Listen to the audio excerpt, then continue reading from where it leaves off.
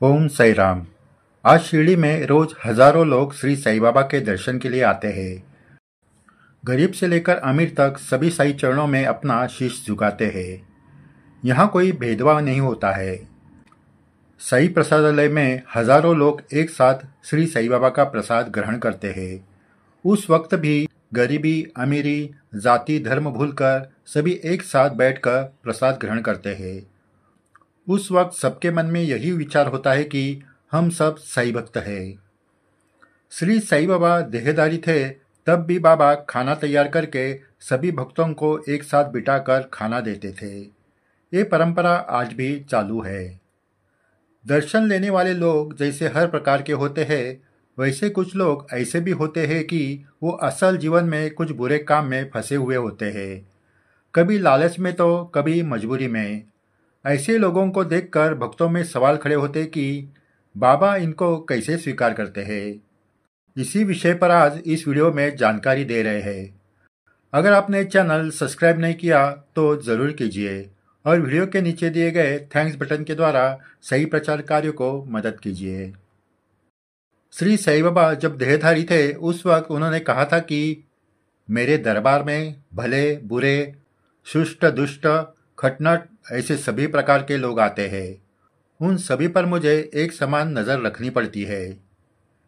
ये तो बाबा देहधारी थे तब कहा था, मतलब आज ही नहीं तो उस वक्त भी असामाजिक तत्व के लोग बाबा के पास आते थे।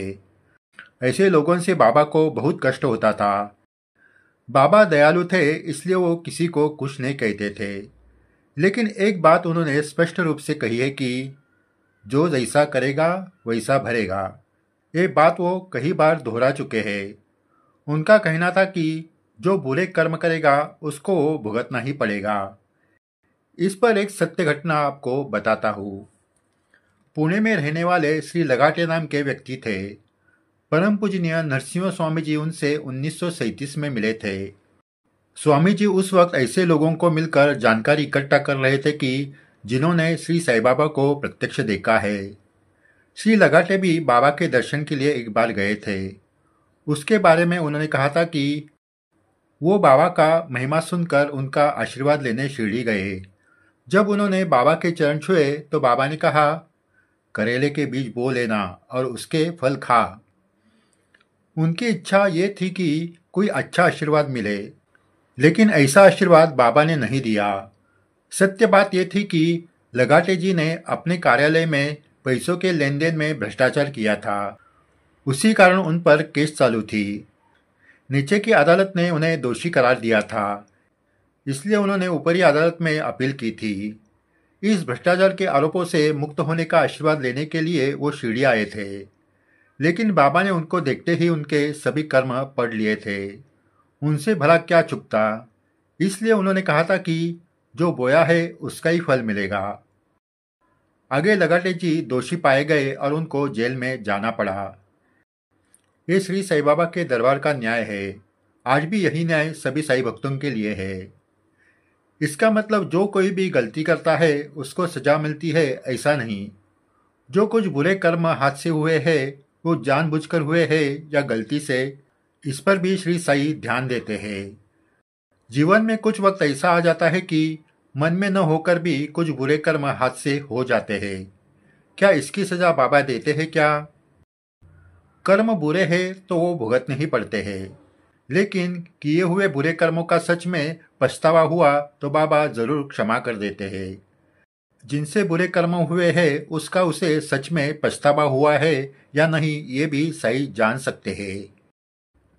दासगुरु महाराज जब पुलिस विभाग में कार्यरत थे तब बाबा ने उन्हें पुलिस की नौकरी छोड़ने के लिए कहा था। बाबा जानते थे कि दासगुरु जी आगे जाकर बड़े संत साहित्यिक बनने वाले हैं। दासगुरु जी ने इस आज्ञा का पालन शुरुआत में नहीं किया, ये उनकी गलती थी। लेकिन बाबा ने गुस्सा नहीं किया। आगे जाकर बाबा ने उनके जीवन में ऐसी कुछ परिस्थितियां पैदा की जिससे दासगुरु जी ने पुलिस विभाग से इस्तीफा देकर सही चरणों में जीवन समर्पित किया। यहाँ बाबा के आज्ञा का पालन न करने का भी बुरा कर्म था, लेकिन उस कर्म में किसी का बुरा करने की या किसका नुकसान करने की दासगुरु की मनीषा नहीं थी, तो वो पुलिस सिपाही से ऑफिसर बनना चाहते थे। इसलिए इस कर्म को बाबा ने अनदेखा किया और बाबा के आशीर्वाद से आगे जाकर दासगुणु ये दासगुणी महाराज हुए। इसमें दासगुणु महाराज बाबा को पूर्ण रूप से शरण गए थे। ये आपको ध्यान में रखना चाहिए। अगर आप बाबा की इच्छा के अनुसार चलने की ठान ले तो बाबा आपको जरूर साथ देंगे। और एक उदाहरण आपको बताते हैं जो श्री साई चरित्र में लिखी है। अमीर शक्कर नाम का भक्त बीमारी के कारण शिरडी आया था। बाबा ने उसे ठीक होने के लिए चावड़ी में रुकने के लिए कहा, लेकिन उस वक्त चावड़ी की हालत बुरी थी। वहां रुकना उसे मुश्किल होने लगा। एक रात को वो बिना बताए हुए शिरडी छोड़कर भाग गया। दूसरे गांव में एक मंदिर में गया तो वहां एक बूढ़ा आदमी उन्हें मिला। उसकी हालत बहुत खराब थी, इसलिए अमीर ने उसको पानी पिलाया, लेकिन पानी पीते ही उस बूढ़े की मौत हो गई। अमीर डर गया और वो वापस उसी रात शिरडी आ गया। ये बात किसी को मालूम नहीं हुई। आगे जाकर चावड़ी में ही रहकर अमीर ठीक हो गया। इसमें कर्म का सिद्धांत देखो। बाबा के आज्ञा का पालन न करते हुए अमीर शिरडी छोड़कर भाग गया। एक गलत कर्म अमीर से हुआ। उसका फल उसको मिलने वाला था, लेकिन अपनी गलती सुधारने के लिए वो उसी वक्त शिरडी वापस आ गया और आगे उसकी तबीयत ठीक हो गई। इस घटना से हमें बहुत बड़ी सीख मिलती है।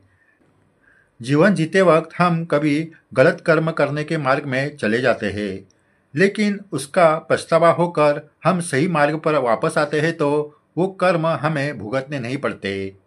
बाबा का यही कहना है। सही वक्त पर गलत मार्ग से वापस आएंगे तो बाबा उनको क्षमा करते हैं। आज हजारों साई भक्त शिरडी में आते हैं। कोई शरणागत होकर मनोकामना पूरी होने के लिए, तो कुछ लोग जीवन में किए पापों की क्षमा मांगने के लिए। किए हुए पाप यानी कर्मों का पछतावा सच में हुआ तो बाबा एक बार जरूर माफ करेंगे, लेकिन एक ही गलती बार बार करेंगे तो बाबा उस कर्म का फल भुगतने के लिए ही कहेंगे। ये जरूर याद रखें।